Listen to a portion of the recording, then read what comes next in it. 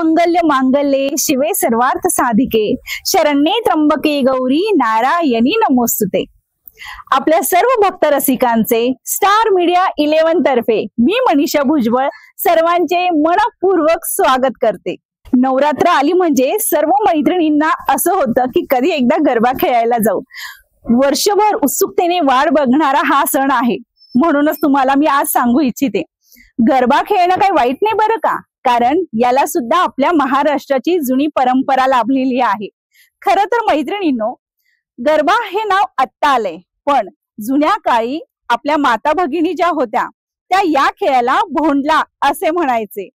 तुम्हाला माहितीच असेल की भोंडला म्हणजे महालक्ष्मीचं वाहन जे हत्ती आहे। हत्ती हे समाधान, संपत्ती, ऐश्वर्य याचं प्रतीक आहे।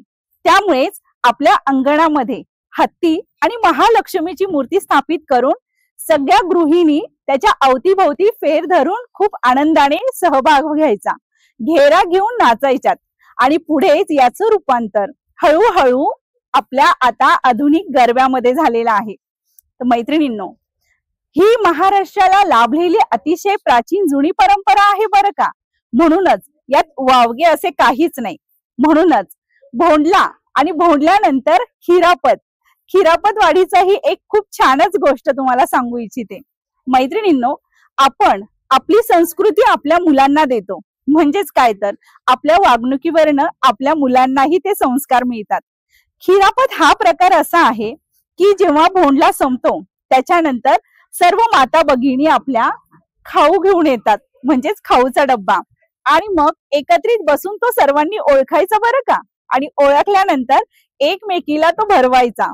म्हणजे बघा, यातनं आपण आपल्या मुलांना असेही संस्कार देऊ शकतो की हे जे सण व्रत वैकल्य येतात ते फक्त आनंदासाठीच नाही, तर त्याच्यात एकत्रित येऊन आनंदी होणं, एकमेकाला समजून घेणं, एकमेकाची काळजी घेणं आणि एक दुसऱ्याला मदत करणं, हे संस्कारही कळत न कळत आपण त्यांना देतो। म्हणूनच गरबा तर आपण खेळणारच, पण गरब्याबरोबर आपली मराठी संस्कृती जी आहे भोंडला, त्याला विसरून चालायचं नाही बरं का। तर चला मैत्रिणींनो, आज आपण भोंडला याचेही दर्शन घेऊया आणि खिरापत वाढीचाही कार्यक्रम करूया।